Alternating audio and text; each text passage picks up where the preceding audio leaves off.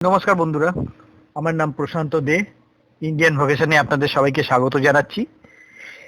লকডাউনের পর উইকেন্ড ট্রিপে এইটা আমার দ্বিতীয় ট্যুর। এর আগে আমরা গেছিলাম, আগের সপ্তাহে এই ভিডিওটা আমি পাবলিশ করেছিলাম টাকিতে। তো এই সপ্তাহে আমরা এলাম পারমাদানে।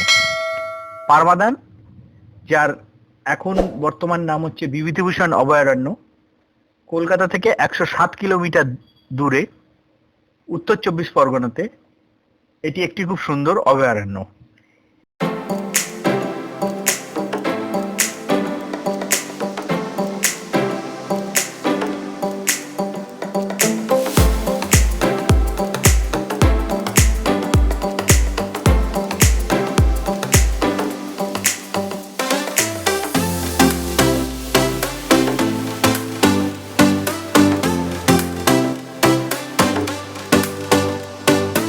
উত্তর চব্বিশ পরগনার সীমান্তবর্তী ব্লক বাগদার পারমাদান এলাকায় অবস্থিত এই বিভূতিভূষণ অভয়ারণ্য। উত্তর চব্বিশ পরগনার একমাত্র প্রাকৃতিকভাবে তৈরি অভয়ারণ্য হচ্ছে এই বিভূতিভূষণ অভয়ারণ্য।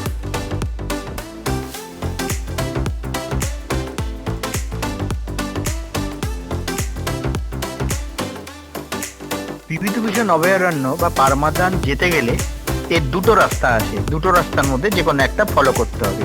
প্রথম রাস্তাটি হলো ট্রেনের এবং দ্বিতীয় রাস্তাটি হলো বাই রোড বা কারের। ট্রেনে যদি আপনি পারমাদান আসতে চান, প্রথমে আপনাকে শিয়ালদা বা রানাঘাট যেখান থেকেই হোক না কেন আপনাকে বনগাঁ স্টেশনে আসতে হবে। বনগাঁ স্টেশনের বাইরে আপনি টোটো বা অটো পেয়ে যাবেন। সেই টোটো বা অটো করে আপনাকে আসতে হবে মতিগঞ্জে। মতিগঞ্জে আছে বাস, সেখান থেকে আপনাকে বনগাঁ দত্তফুলিয়ার বাস ধরে আসতে হবে নলডোগারি বাজারে। নলডোগারি বাজার থেকে আপনি টোটো বা অটো পেয়ে যাবেন, সেখান থেকে আপনাকে পৌঁছে দেবে, নলডোগারি বাজার থেকে আপনাকে পৌঁছে দেবে পারমাদান। তো এই হলো একটা রাস্তা।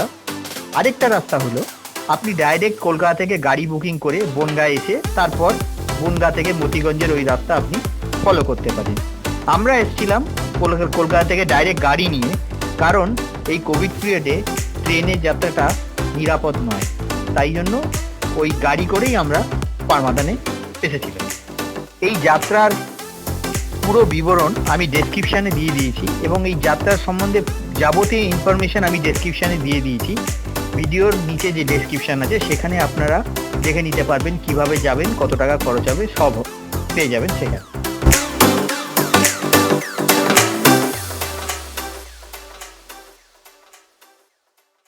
কলকাতা থেকে বাই রোডে যখন আপনি পারমাদান যাবেন, আপনাকে যেতে হবে যশোর রোড ধরে। যশোর রোড ধরে প্রথমে বনগাঁ, তারপর আপনাকে বনগাঁ থেকে আপনার মতিগঞ্জ দিয়ে ওই রাস্তা। একটা কথা এখানে না বললেই নয়, এই রাস্তায় প্রচুর বড় বড় গাছ আপনি দেখতে পাবেন, যা এই রাস্তার সৌন্দর্য এক লাফে অনেক গুণে বাড়িয়ে দেয়।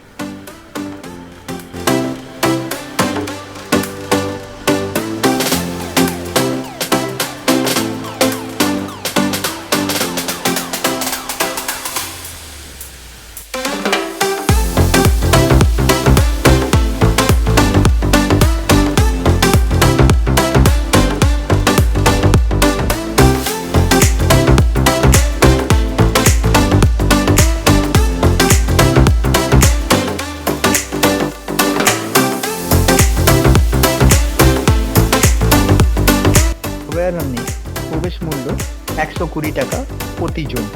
ছাত্রছাত্রীদের জন্য কিছু ডিসকাউন্টের ব্যবস্থা আছে, তার জন্য ছাত্রছাত্রীদের আইডেন্টিটি কার্ড সঙ্গে আনতে হবে। ভেতরে যদি গাড়ি পার্ক করতে চান তারও এখানে সুব্যবস্থা আছে, তবে তা মূল্যের বিনিময়। আপনি ইচ্ছা করলে বাইরেও গাড়ি রাখতে পারেন 30 টাকার বিনিময়। অভয়ারণ্যে ঢোকার মুখে কিছু ইনস্ট্রাকশন বা নির্দেশাবলী দেওয়া আছে। যারা অভয়ারণ্যে যাবে তাদেরকে এই সমস্ত নির্দেশাবলী অবশ্যই পালন করতে হবে।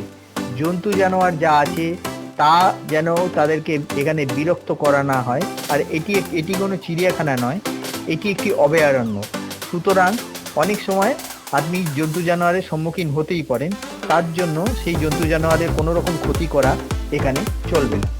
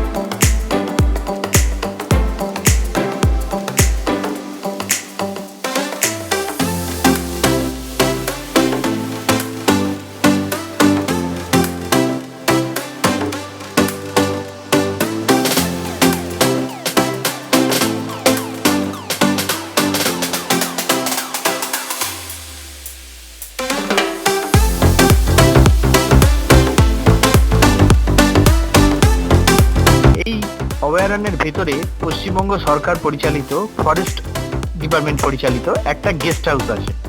এই গেস্ট হাউসে থাকতে গেলে আপনাকে অনলাইনে বুকিং করতে হবে, কিন্তু বর্তমানে কোভিড পিরিয়ডের জন্য গেস্ট হাউসটি বন্ধ রয়েছে।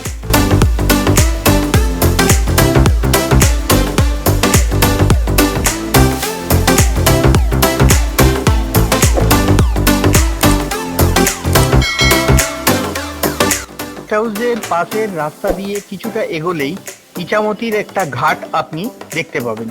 এই ঘাটের থেকেই নৌকা বিহার আপনি করতে পারবেন।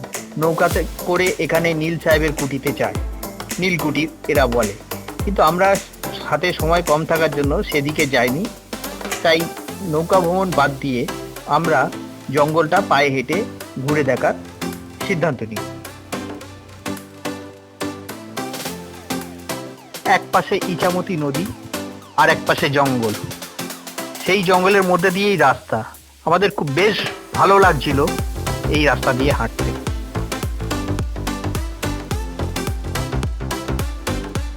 এই অভয়ারণ্যে আমরা দেখতে পাই বিভিন্ন প্রজাতির গাছগাছড়ার চাষ এখানে আছে। সেগুলো প্রথমে ছোট চারা তৈরি হয়, তারপর সেই চারাগুলোকে অন্যত্র নিয়ে গিয়ে লাগানো হয়। তারই কিছু উদাহরণ আমরা দেখতে পেলাম।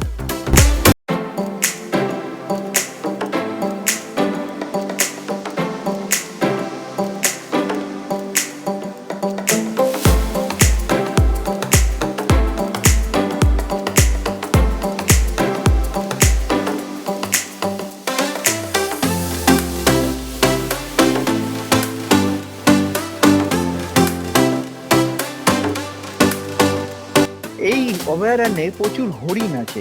প্রথমে তো আমরা হরিণ দেখতে পাইনি, কিন্তু কিছুটা এগোতেই দেখা গেল দূরে এক পাল হরিণ দাঁড়িয়ে অপেক্ষা করছে। হয়তো এরা আমাদের জন্যই অপেক্ষা করছিল।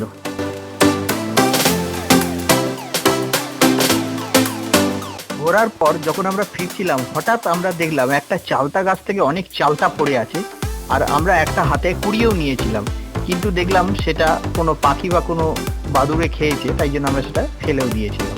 তো এই হলো বিভূতিভূষণ অভয়ারণ্য। একদিনে ঘোরার জন্য, পিকনিক করার জন্য, উইকেন্ড ট্যুর করার জন্য যথেষ্ট। আপনাদের যদি এই জায়গাটা ভালো লেগে থাকে আর এই ভিডিওটা ভালো লেগে থাকে, অবশ্যই লাইক এবং শেয়ার করবেন, আর সবথেকে জরুরি যেটা, সাবস্ক্রাইব করতে ভুলবেন না। ধন্যবাদ।